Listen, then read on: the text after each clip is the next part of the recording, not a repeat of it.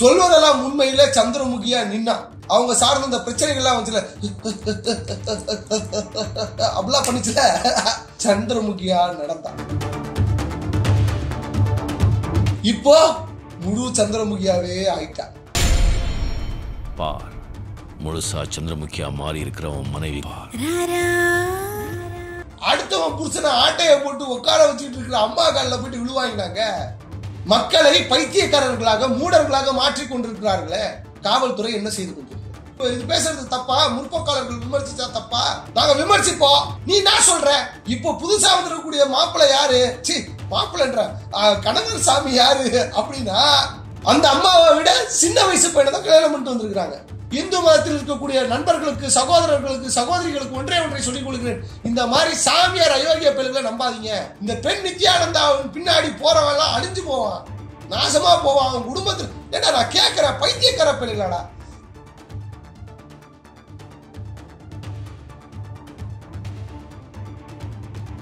நேயர்களுக்கு அன்பு வணக்கங்கள். நான் உங்கள் தண்டோர தமிழன் ஜஸ்டின்.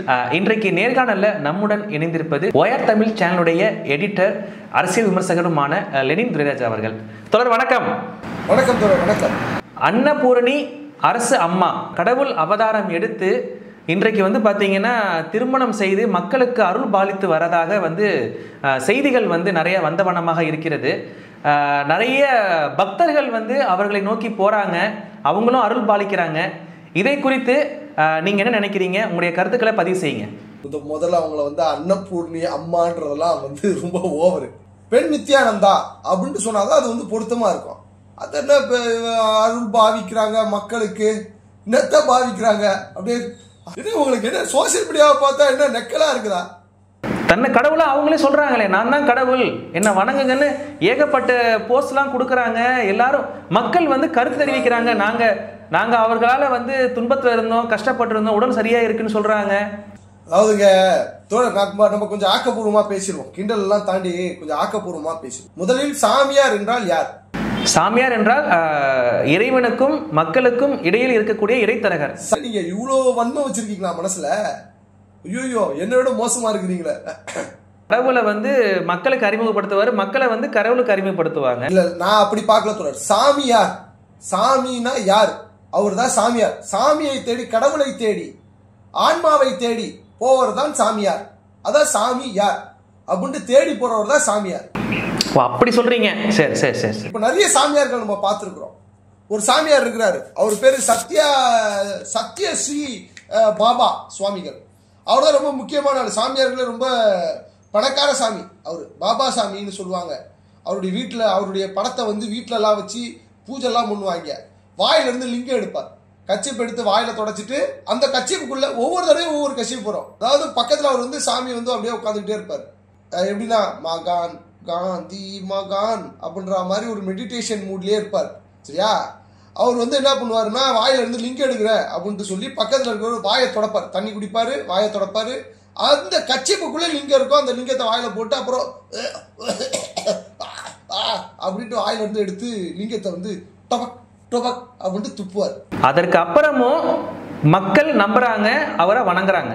அதுதாங்க மூட நம்பிக்கைன்றது, பைத்தியக்காரத்தனம். அதுக்காக தான் சொல்றோம், பகுத்தறிவு கொஞ்சோண்டு இருக்கணும் அப்படின்ட்டு நம்ம சொல்றோம். இன்னொரு சாமியார் இருக்கிறார், நல்லா பம்பக்காரர் மாதிரி நல்லா மண்டைய பெருசா விரிச்சுக்கிட்டு கருப்பா கரகரேன்னு. நான் பாடி ஷேமிங் பண்ணல, சொல்றேன் எப்படி இருப்பாரு அப்படின்றத சொல்றேன். அவருடைய பேரு பிரம்மானந்தா. பள்ளிகள்ல படிக்கிற காலத்துல ரொம்ப பிரபலமான சாமியாரு. சுத்தியும் பாத்தீங்கன்னா வெளிநாட்டு பக்தர்கள் தான் இருப்பாங்க. என்ன நித்யானந்தாவுக்கு சீனியர் அப்படி சொல்லுங்க. ஆமா ஆமா கண்டிப்பா. என்ன அவர் என்ன பண்ணுவாரு அப்படின்னாக்கா, அதுல ஒரு சயின்ஸ் ப்ராக்டிஸ், ஒரு கெமிக்கல் இருக்கு, கெமிக்கல் எடுத்து கையில தடவிட்டே இருப்பாரு. புஷ் இந்த திருநூறு, புஷ் இந்த திருநூறு, புஷ் இந்த திருநூறு அப்படின்வாரு. அப்படிப்பட்ட ஒரு சாமியார் இருக்கிறார். இப்போ இந்து மதத்துல மட்டும்தான் சாமியார்கள் இருக்கிறாங்களா, அவங்க மட்டும் தான் ஏமாத்துறானுங்களா அப்படின்னா இல்ல. எல்லா மதத்திலும், அதாவது மக்களை ஏமாற்றி பிளப்புவாத நடத்தி கொண்டிருக்கக்கூடிய, பிழைக்கிறதுக்காக, அதாவது பிச்சை எடுத்து திங்க முடியாது, ரோட்ல போயிட்டு பிச்சை எடுத்து திங்க முடியாது, உழைக்க முடியாது, உழைச்சி திங்க முடியாது, காசு பார்க்க முடியாது அப்படின்றவங்க என்னன்னா சாமியார்ன்ற ஒரு வேஷத்தை போட்டுப்பான். இந்து மதத்துல மட்டும் கிடையாது, இஸ்லாம் மதத்துல ஒருத்தர் இருக்கிறார், நம்ம தோழர் சையத் இருக்கிறார்ல, அவர் வந்து ஒரு இன்டர்வியூ வச்சு நல்லா செய்கை செஞ்சு அழைச்சிருப்பாரு. நிம்மலி பாபா அவர் பேரு, நிம்மலி பாபா, நிம்மலி எடுப்பார் அவர், நிம்மலி பாபா. இஸ்லாமிய மதத்துல இன்னும் சொல்ல போனா இஸ்லாமிய மதத்துல என்னன்னா அந்த சமாதி இருக்குல்ல, அந்த பச்சை கலர் துண்டெல்லாம் போட்டு எல்லாம் வச்சிருப்பாங்க, அதை கும்பிடக்கூடாது அப்படின்றதே ஒரு தரப்பினர் வந்து சொல்றாங்க. அப்புறம் இப்ப புதுசா வந்திருக்கிற சாமியார் ஊர் அறியும் உலக அறியும் கிரேட்டஸ்ட் சாமியார். இப்ப குடும்ப பஞ்சாயத்து வேற, சாமியார்னா கல்யாணம் முடிக்க கூடாதோ, அகோரி சாமியார், பணம் தின்னும் சாமியார். அப்புறம் இன்னொரு சாமியார் இருக்கார், டாக்குமெண்ட்ரிலாம் எடுத்தாங்க, அகோரி நம்ம யூடியூப்ல போட்டு அகோரி டாக்குமெண்ட்ரி அப்படின்ட்டு யூடியூப்ல தட்டணும்னு வச்சுக்கோங்களேன். அவர் ஒரு சாமியார் வருவார். எப்படி இருப்பாருன்னா ஒரு நல்லா பட்டையை போட்டுக்கிட்டு ஆரஞ்சு கலர்ல சந்தனத்தை பூசிக்கிட்டு வெள்ளை கலர்லயும் சிவப்பு கலர்லயும் புருவத்தை வரைஞ்சிக்கிட்டு ரெட் கலர் பொட்டு நேராக வச்சுக்கிட்டு தாடி வச்சுக்கிட்டு இருப்பார். அவங்க அம்மாவையே வந்து அகோரிகள் முறையின்படி அடக்கம் பண்ணுவார். அம்மா பணத்தின் மீது சடலத்தின் மீது ஏறி அவன் அமர்ந்து கொண்டு இது பண்ணுவார். அப்படி ஒரு சாமியார்.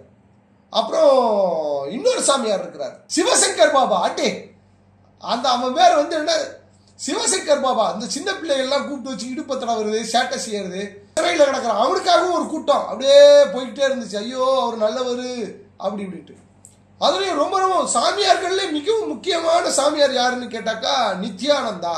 ரொம்ப முக்கியமான சாமியார் தமிழ்நாட்டில். எப்படின்னா நான் என் பாட்டுக்கு சூசுவான ஓரமா உட்காந்துக்கிட்டு இருந்தேயா, அவங்களா வந்தாங்க என்ன சாமியார்னாங்க. இன்னொரு சாமியார் இருக்கிறார், முற்போக்கான சாமியார், ஆதிபராசக்தி. சிவப்பு கலர் துண்டு, சிவப்பு கலர் சட்டை, சிவப்பு கலர் வேட்டி, கம்யூனிஸ்ட் பாணியில விஜயகாந்த் பண்ணுவார்ல, எரிமலை எப்படி வெடிக்கும் அப்படின்ற மாதிரி சிவப்பு கலர் ட்ரெஸ்லயே. இங்கே இவர்கள் எல்லோருமே அவர்களை தங்களை தாங்களே சாமி கடவுள் என்று முன்மொழிந்து கொண்டவர்கள். இப்ப இந்த அம்மா இருக்காங்களே, நேர விஷயத்துக்கு வரணும், அன்னபூர்ணி அம்மா.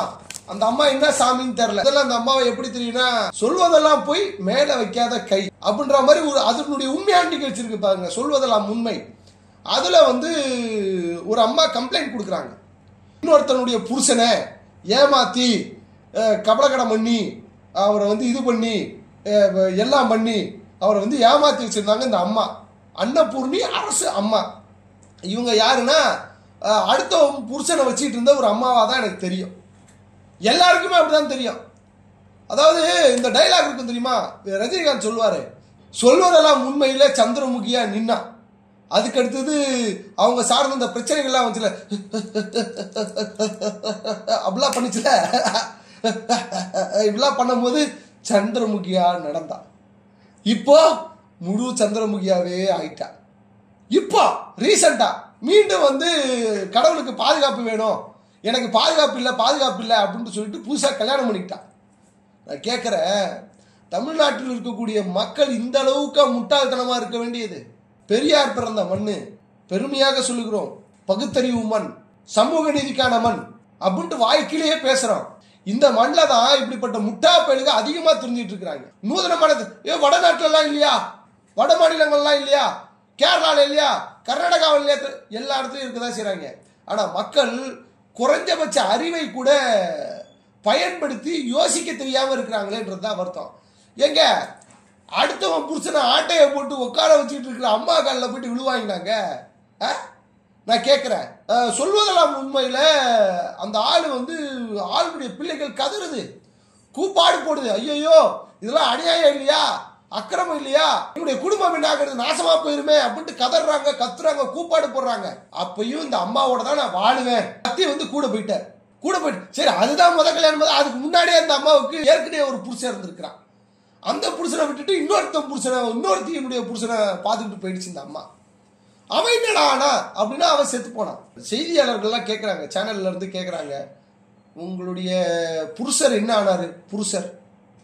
அதுக்கு அந்த அம்மா பதில் சொல்லுது, அவர் வந்து சக்தியோட சக்தியா கலந்து சக்தி ஆயிட்டார்.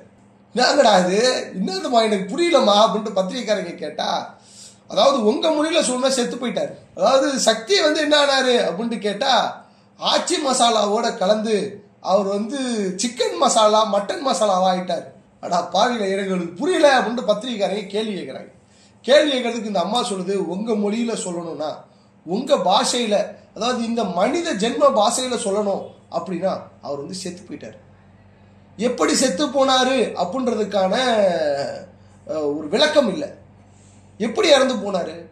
இறந்து போகணும் போதே கூட வந்து இவங்க வந்து சாமியாரா தனக்குள்ள சாமியே வந்து புகுந்துட்டதா வந்து சொல்றாங்க. நான் கேட்கிறேன், தமிழ்நாட்டில் இருக்கக்கூடிய காவல்துறை என்ன செய்து கொண்டிருக்கிறது? மக்களை பைத்தியக்காரர்களாக மூடர்களாக மாற்றிக் கொண்டிருக்கிறார்களே, காவல்துறை என்ன செய்து கொண்டிருக்கிறது? அப்போ இந்த திராவிட மாடல் ஆட்சி என்னத்தை செஞ்சுட்டு இருக்குது? கடந்த 2 ஆண்டுகளுக்கு முன்னாடி ஒரு வடக்கு இந்துத்துவ அமைப்புகளால பதியப்படுது. இந்த மாதிரி தமிழ்நாட்டில் போலி சாமியார்களுடைய எண்ணிக்கை அதிகரித்துக் கொண்டே வருகிறது, இந்து மக்களை ஏமாற்றி கொண்டிருக்கிறார்கள் அப்படின்ற ஒரு புகார். இந்த புகாரை விசாரித்தார்களா காவல்துறை? ஏங்க, இன்னும் தமிழ்நாட்டில் இன்னொரு திண்டுக்கு உண்டாங்க, குட்டி சைத்தான் என்னது குட்டி சாத்தான் கோவில்.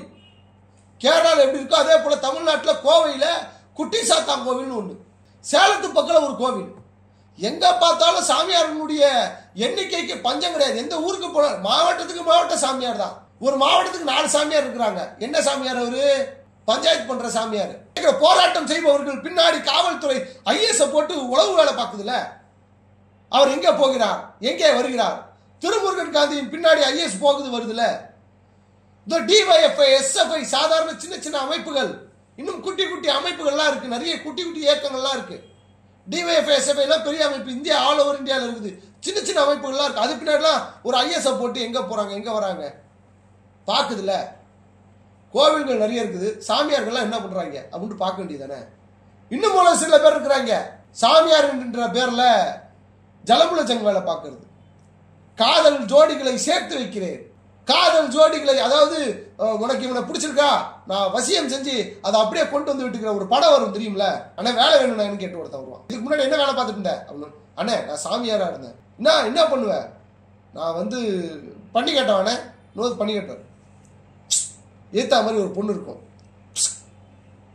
அப்படின்வான். விவேக் ஒரு ஆடா, டே இதைதான் பண்ணிட்டு இருந்தேன் நீனு. அப்போ தமிழ்நாட்டில் மக்களை ஏமாற்றி அவர்களுடைய வாழ்வாதாரத்தை, அவர்களுடைய வாழ்க்கையை சூறையாடுகிற வேலையை இங்க இருக்கக்கூடிய பல சாமியார்கள் செய்து கொண்டு வருகிறார்கள். வெறும் இந்துல மட்டும்தானா, முஸ்லீம்ல மட்டும்தான், கிறிஸ்டியன்ல இருக்கிறாங்க.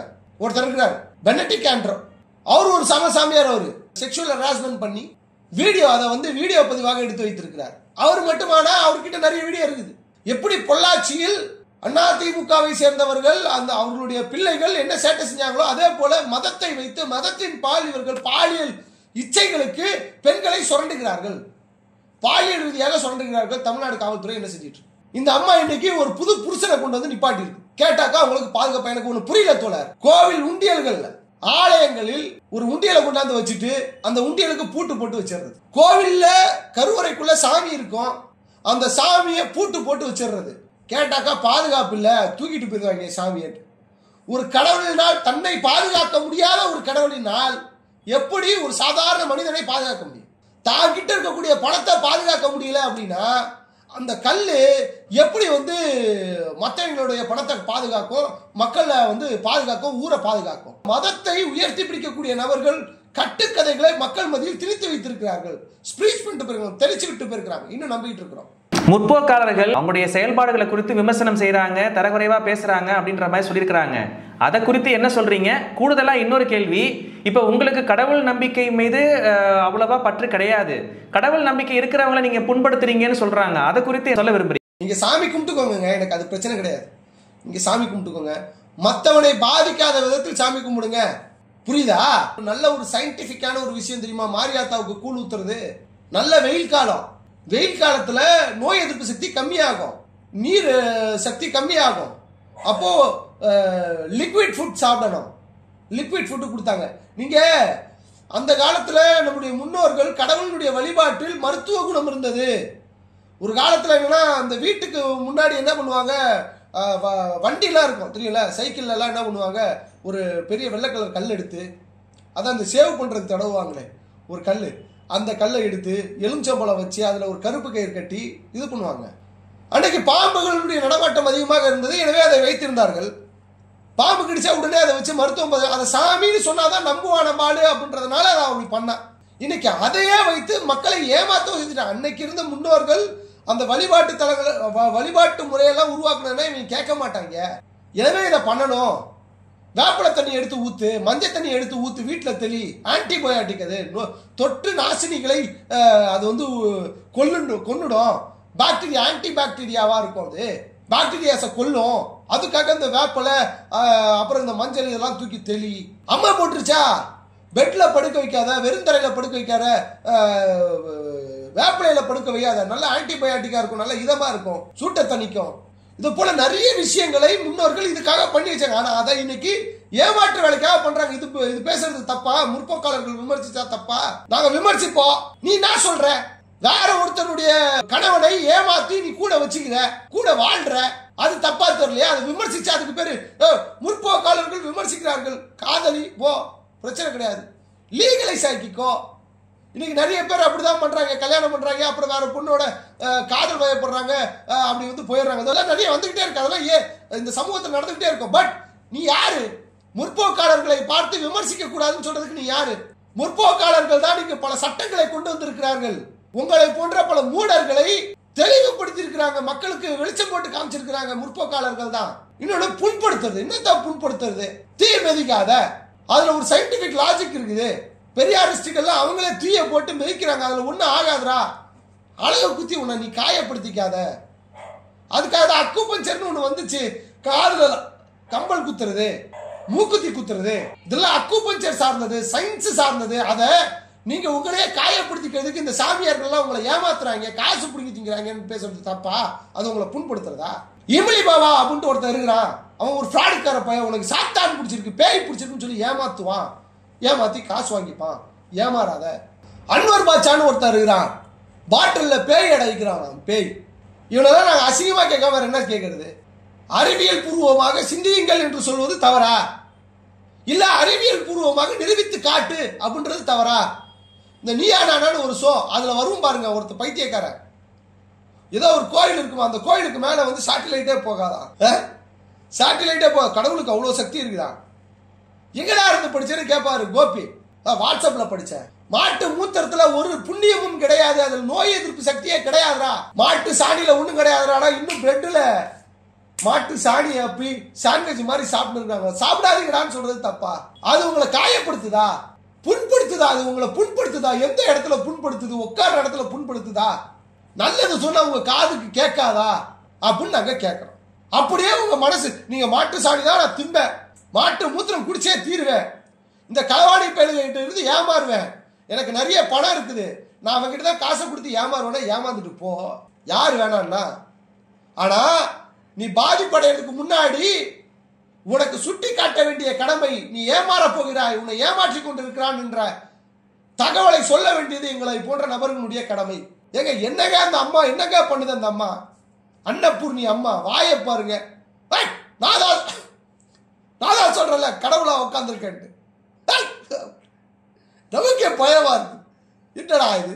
இந்த கிராமப்புறங்கள் எல்லாம் சாமி ஆடுவாங்க தெரியுங்களா? அதெல்லாம் ஒரு நம்பிக்கை. சிறுதெய்வ வழிபாடுகளில் கருப்பசாமி, முண்டசாமி, சங்கிலி கருப்பன் எல்லாம் அதெல்லாம் வந்து நடத்துவாங்க. அதெல்லாம் தன்னுடைய முன்னோர்களை வழிபடக்கூடிய வகையாகத்தான் இருந்தது. சிறுதெய்வ வழிபாடுனா என்ன?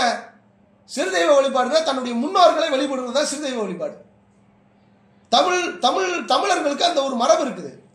இன்னைக்கு சிவனை எப்படி கும்பிடுறோம், அது நிறைய பெருதெய்வ வழிபாடுகள்லாம் கும்பிடுறதுல பார்ப்பனர்கள் திணித்தது. சிறுதெய்வ வழிபாடுகளை பண்ணுங்க, அதை நம்ம ஏதாச்சும் சொல்றோமா? சரி ரைட், நடத்திட்டு போங்கடா அவங்க பாட்டு. அன்னபூரணி அரசு அம்மா அவர்கள் தன்னை கடவுளாக சொன்னது மட்டும் இல்லாம இப்ப புதிதாக கணவர் கடவுளை அறிமுகம் செஞ்சிருக்கிறாங்க. இதை குறித்து நீங்க என்ன நினைக்கிறீங்க? என்ன கடவுள் கணவர்? ஒவ்வொரு வாட்டி புருஷன் மாறுவாரு, ஒவ்வொரு புருஷனுக்கும் ஒவ்வொரு கடவுள் வந்துகிட்டே இருக்குமா? நான் கேட்கிறேன், ஒவ்வொரு புருஷனுக்கும் ஒவ்வொரு கடவுளா? அவங்க ரெண்டு பேரும் சேர்ந்து அருள் பாலிக்கிறாங்க, மக்கள்லாம் ரசிக்கிறாங்க.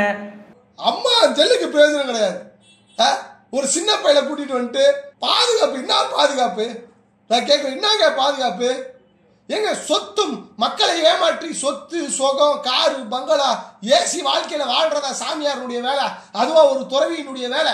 யார் துறவினா யார்? அந்த காலத்துல ஃபர்ஸ்ட் ஒரு புருஷன் வந்தாரு, இன்னொருத்தருடைய புருஷனை தான் புருஷன் சொல்லிக்கிட்டாங்க, அவங்களையும் கடவுள்னாரு. சக்தி, அவர் செத்து போயிட்டாரு, சக்தியா ஒன்று நெஞ்சிட்டாரு, சக்தி மசாலாவா அப்படின்னாங்க. இப்ப மீண்டும் ஒரு புதிதாக ஒரு கணவர் வந்திருக்கிறார், அவரும் கடவுள் கணவர் அப்படின்ட்டு சொல்லி அவங்களுக்கு ஒரு சாமி பேரை சுட்டி அவரும் சாமியாரு அப்படின்றாங்க. நான் கேட்குறேன், ஒவ்வொரு வாட்டி புருஷன் மாற்றும் போது அந்த புருஷன்லாம் சாமியார் புருஷனாவே கிடப்பாங்களா? எனக்கு புரியலங்க. நாட்டில் என்ன அவன் என்னென்ன பிரச்சனை நடக்குது, என்னென்னலாம் பேசியிருக்காங்க. நரேந்திர மோடி சொல்றாரு, என்ன சொல்றாரு, என்னதான் அந்த நாட்டில் போரே வந்து கொஞ்ச நேரத்துக்கு நிப்பாட்டி வச்சாங்கன்றாரு. அதை போல இருக்குது, பேய் கதையா இருக்குது. கதையிலே மிகப்பெரிய பேய் கதையா இருக்குது இந்த அம்மா சொல்றதெல்லாம். இவர்களை நம்பி வந்து பாத்தீங்கன்னா மக்கள் நிறைய பேர் திரண்டு வராங்க, அவங்க வந்து நிறைய அருள் எடுத்துக்கிறாங்க அப்படின்னு சொல்லிட்டு பக்தர்கள்லாம் மக்கள் நோக்கி போறாங்களே, இது குறித்து என்ன நினைக்கிறீங்க? அருள்லாம் எடுக்கலாங்க, பணத்தை எடுத்துக்கிறாங்க. அன்னபூர்ணி அம்மா, அது என்னது, அன்னபூர்ணி அரசு அம்மா. அந்த அம்மா வந்து என்ன பண்றாங்கன்னா, எப்படி அரசு டாஸ்மாக் கடை மூலமாக மக்களுடைய பணத்தை எடுத்து எடுத்து வைத்துக் கொள்கிறதோ அதே போல அன்னபூர்ணி அரசு அம்மா என்ன பண்றாங்க அப்படின்னாக்கா, அவங்களை நம்பி தேடி வருகிற பக்தர்களை ஏமாத்தி சொத்து சேர்த்து வச்சிருக்கிறாங்க. இப்போ புதுசா வந்திருக்கக்கூடிய மாப்பிள்ளை யாரு, சி மாப்பிள்ளைன்ற கணவர் சாமி யாரு அப்படின்னா, அந்த அம்மாவை விட சின்ன வயசு பையனை தான் கல்யாணம் பண்ணிட்டு வந்திருக்கிறாங்க. இப்ப நாளைக்கு ஒரு புருஷர் வருவாரு, நாளைக்கு ஒரு புருஷருக்கு ஒரு பேரை வந்து சொல்லுவாரு, இந்த அம்மாவை போயிட்டாமா நீங்க நம்பிட்டு இருக்கிறீங்கன்னு நான் கேட்க வேண்டியது. காலில் விழுறதும், அவங்களுக்கு அங்க பிரதர்சனம் பண்றதும், அவங்களுக்கு நல்லா பேனர் வச்சு போஸ்டர் கீஸ்ட் அடிச்சு அவங்களை விளம்பரம் பண்றதும் என்ன வேலை இதெல்லாம்?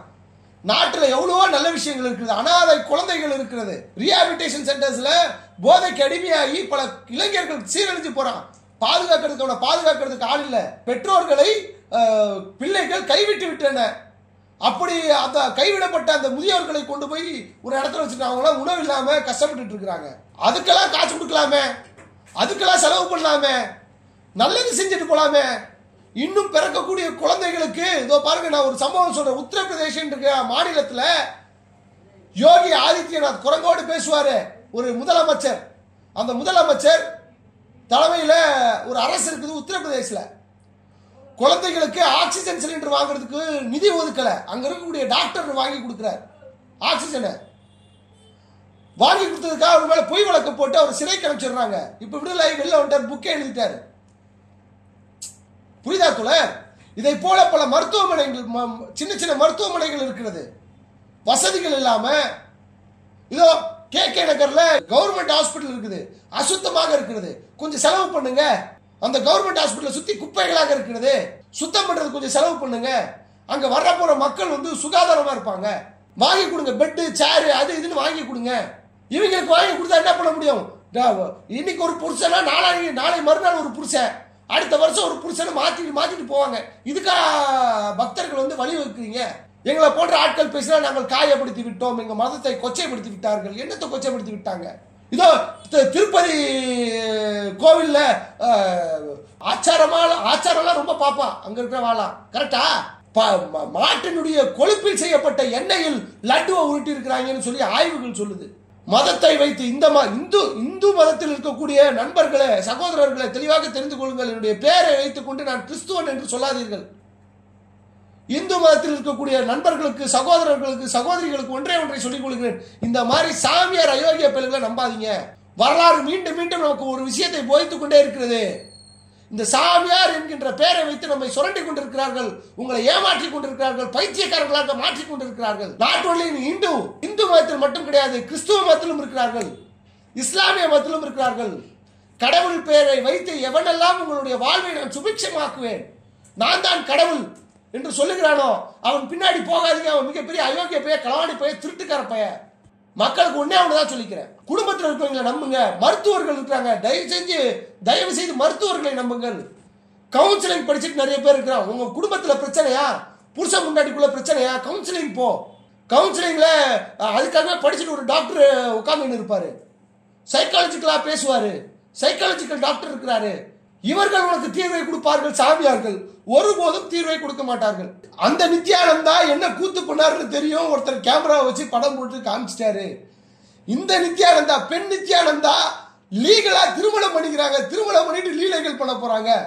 இந்த பெண் நித்யானந்தாவின் பின்னாடி போறவெல்லாம் அழிஞ்சு போவான், நாசமா போவான். அவன் குடும்பத்தில் ஏன்னா நான் கேட்கிறேன், பைத்தியக்கார பிள்ளைகளாடா, தன்னுடைய குடும்பத்தில் ஒரு வாழ்க்கையை வாழ தெரியாத ஒரு அம்மாவனால, ஒரு பெண்ணுனால எப்படிடா ஒரு சமூகத்தை காப்பாற்றிட முடியும்? படுபாவி பயிர்களா, இன்னும் நம்பிக்கிட்டு இருக்கிறீங்களா அந்த அம்மாவை பார்த்துக்கிட்டு? முட்டாள்தனமா இல்லையா, கிறுக்குத்தனமா இல்லையா? நாளைக்கு எதிர்கால சங்கதிகள் உங்கள் மூஞ்சி காரி காரி துப்பாதா? டே மானகட்ட பயல, அந்த பொம்பளையே வந்து வேற ஒரு வேலைக்காக போயிருக்குது, அது பின்னாடி நீ போயிருக்கேடா, சாமி சாமி திட்டாதா? நேரம் ஒதுக்கி உங்களுடைய கருத்துக்களை பகிர்ந்தமைக்கு நம்ம சேனல் சார்பாக மிக்க நன்றி தோழர். நன்றி தோழர்.